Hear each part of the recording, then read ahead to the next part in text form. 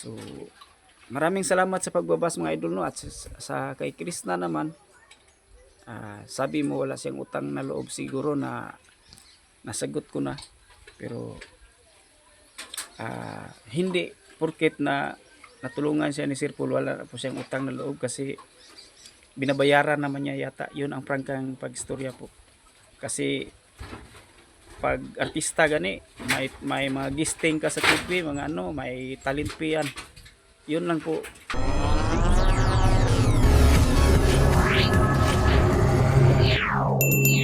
Magandang araw po sa inyo. Kumusta po mga idol? God bless po sa lahat ng nanood, lalot na po sa ating mga kababayan na nanood, ang ating mga subscriber dito sa Pilipinas, ang ating mga OFW.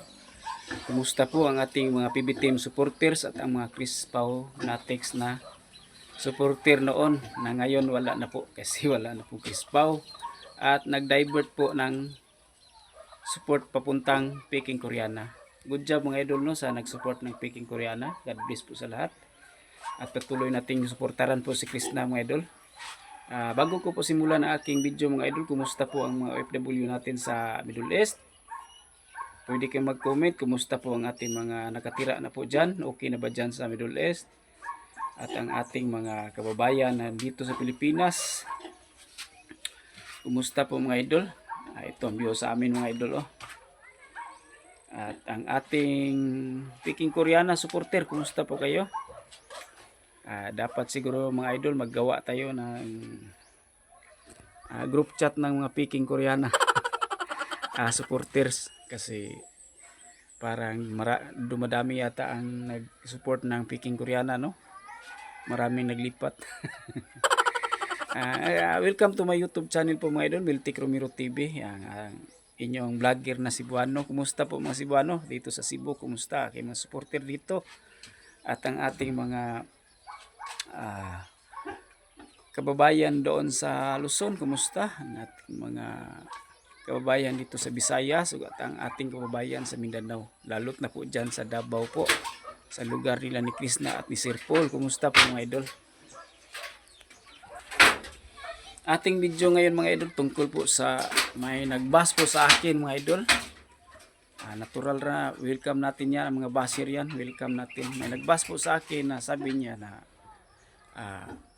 wala daw akong kwentang vlogger, bakit ako nahihimasok sa buhay ni Krishna? Magkatulad lang daw kami na walang mga kwentang vlogger, walang utang na loob na si Krishna. So ibig sabihin niya mga idol na nagbasya sa akin, pero hindi natin bigyang pansin yan. Love natin ang mga basher mga idol. Sabi niya na wala daw akong kwentang vlogger kasi nahihimasok ako sa buhay ni Krishna.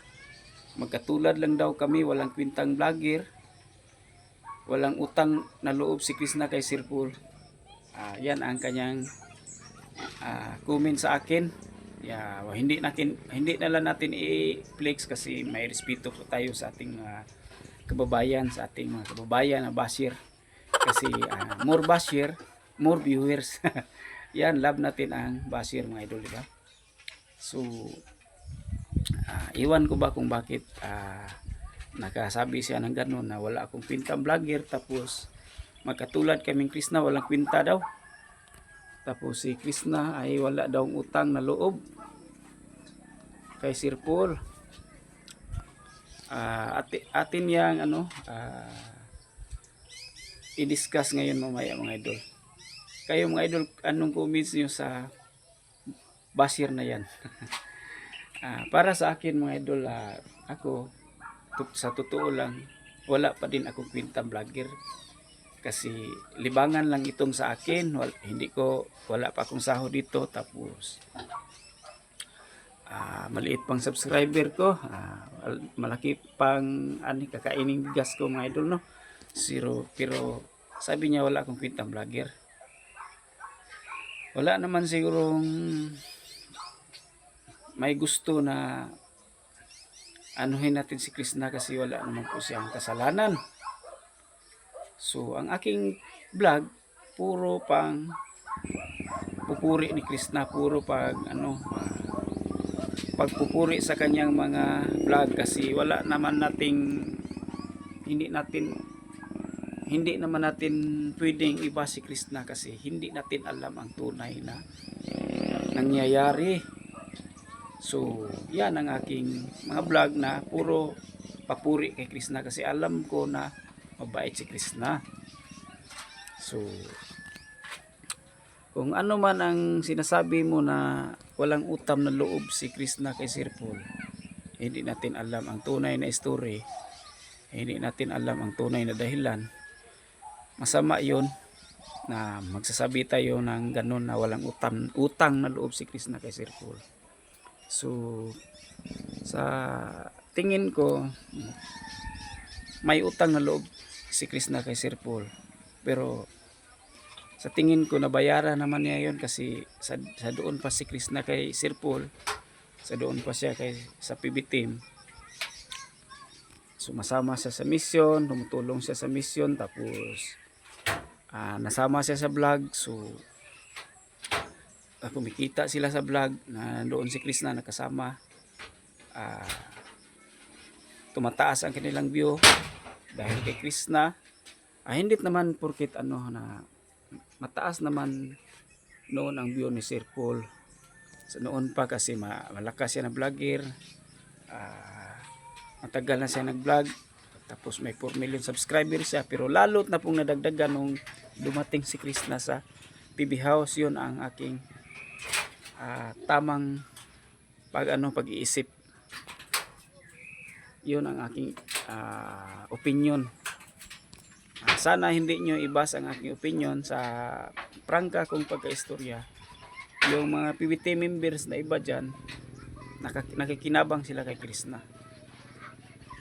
Tama yun, nakikinabang sila kay Krishna kasi simula nang dumating si Krishna sa buhay nila sa PB House, sa PBT, tumataas ang mga views ng mga PBT members.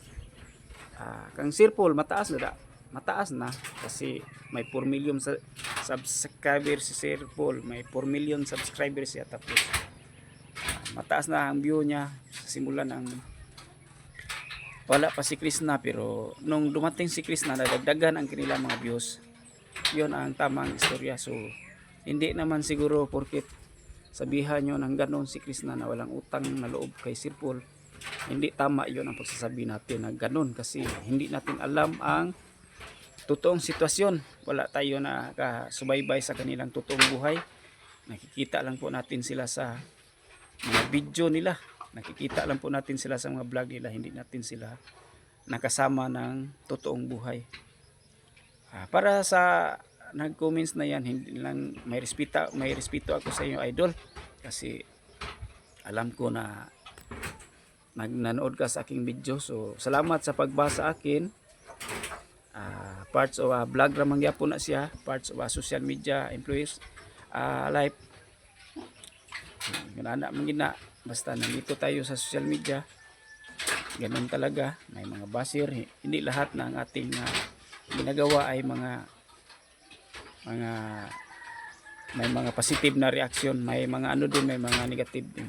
So di ba, kahit gumagawa pa tayo ng kabutihan dito sa social media. So ang aking paliwanag para sa akin, totoo, sabi mo wala pa din akong pintang vlogger ngayon kasi maliit pa ako na vlogger, hindi pa ako nakasahod, hindi pa ako nakatulong ng mga mahirap. Pero dumating ang time na pag ang Panginoon ay may maawa sa akin, maawa siya sa akin, sa aking mga ginagawa dito, may kwinta na din ako puhon. May kwinta din akong darating kasi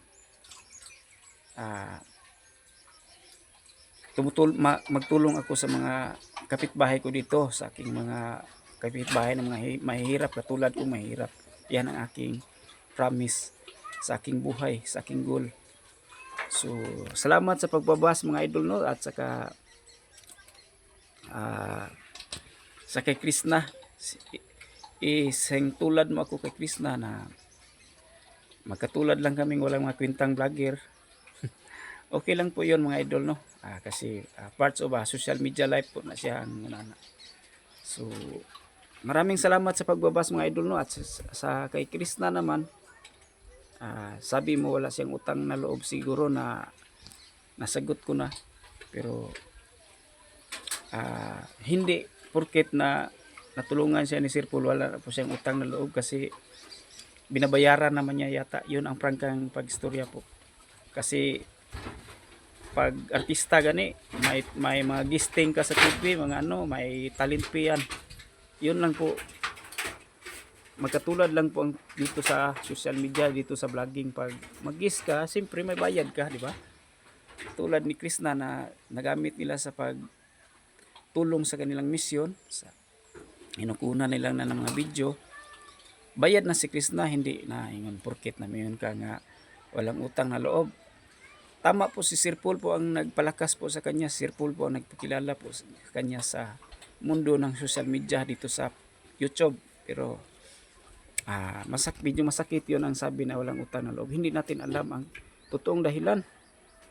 Hindi natin alam kung ano ba ang tamang dahilan na bakit nagkaganon ang ilang relasyon, kanilang relasyon. So sana po naintindihan mo ang aking sinasabi na basher ka. Wala akong sama ng loob sa inyo kasi basta maraming basher, marami din tayong views.